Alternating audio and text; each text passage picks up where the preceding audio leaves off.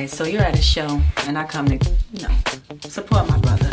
So you're on stage. Do you want me yelling like Rogiérs? Or you want me quiet? I just want to be able to feel like...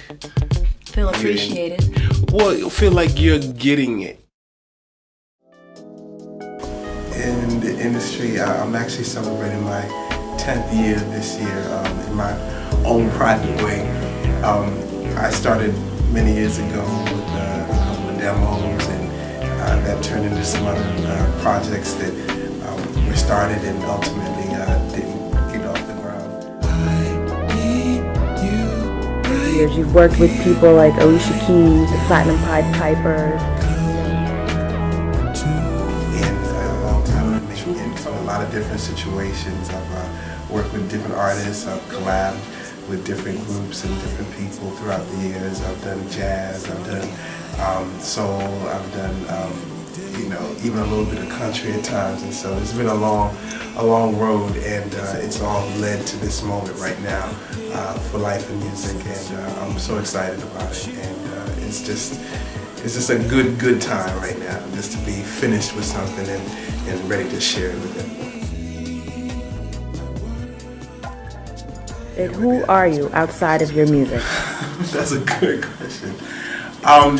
Rogiérs is my name. It's a given name, family name. I'm originally from St. Croix in the West Indies, and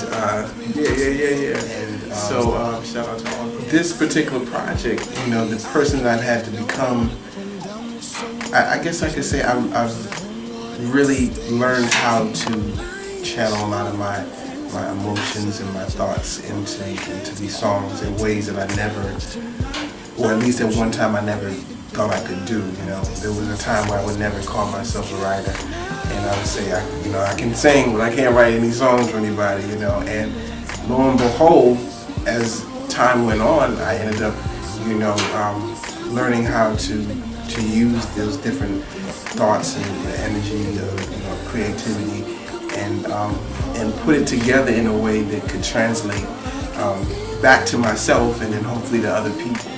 I'm definitely right now feeling really accomplished. Even before the album is even coming out, I feel I feel like a certain peace, from just knowing that I came through the valley, and it's a good thing to stick to something and to pursue it and to endure the long suffering of this project. But for what you said to me the other day, you say that I denied you. I like to say, if you are a fan of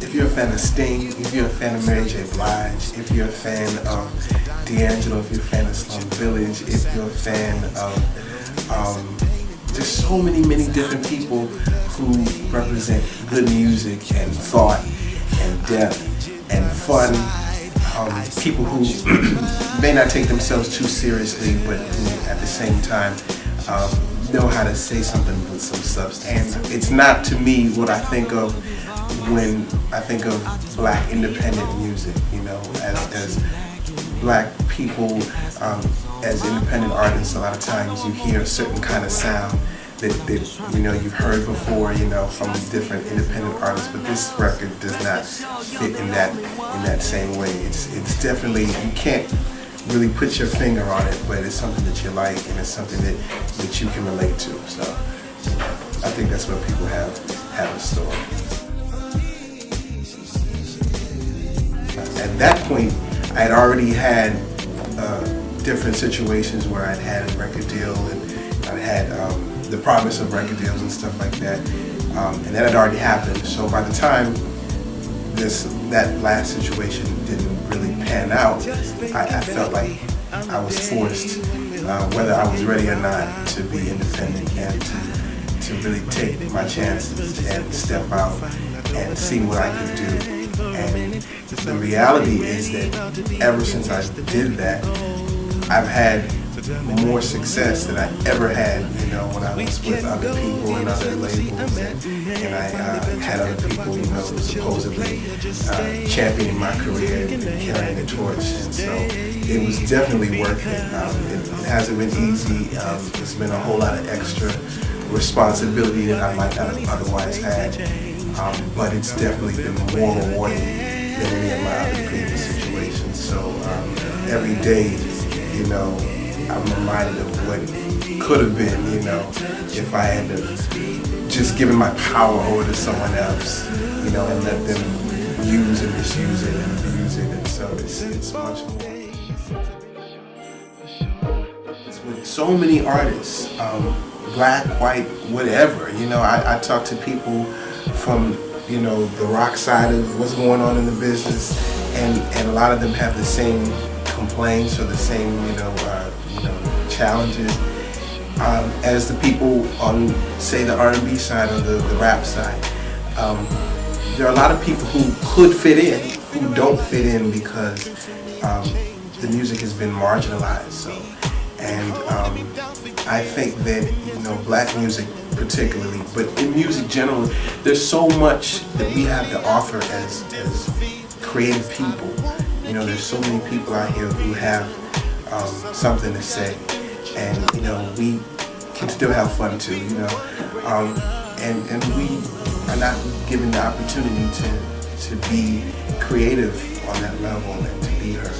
And I think that's a shame because, you know, there's so much more out there than just one kind of anything, not just one kind of rap or one kind of singer or one kind of R&B or one kind of rock or one kind of country. There's so much. And I think what's going on right now is that everything is just being squished so much that, you know, the best stuff is really outside of the margin, you know. So, you know, that's where it really is. And when you look outside of that, you see so many other people who are doing quality things. And you know, they do fit in. So there is a place for the music that I do and for what other people are doing. And if somebody would care to invite us into the door, you know, we would fit in. But even if we don't fit in, we still fit in somewhere. But I definitely am very, very, very in touch with my spiritual side and God and the Creator and the creativity that's within me. And I've learned a lot about faith with this project. A lot of people may never know some of the things, you know, that I've had to go through, and that's okay, you know, but I learned throughout this process that God will make you trust Him. If you don't trust God, He will make you trust Him. And that is the #1 lesson of this year for me. I agree. You know, you will trust God and you will have faith in Him. You may think that you have it and come to find out that you don't really have enough of it. And that's the point where you find out that, you know, you have no choice but to trust God. That's the only way that this album, Life Music, could ever be completed. That's the only way. No one has discovered me.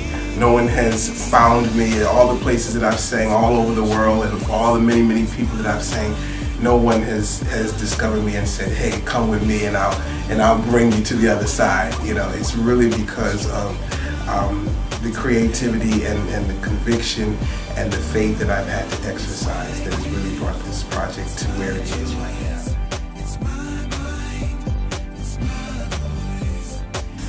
I just can't thank the fans enough. The fans all over the world, everybody, you know, who's ever paid attention to what I'm doing and what I've done.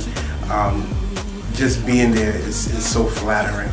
And, you know, I hope that y'all will continue to ride with me and continue to, you know, share this music with y'all back and forth and have a good time. I look forward to seeing y'all on tour. So, you know, hopefully I'll be coming to a city or a country near you. So.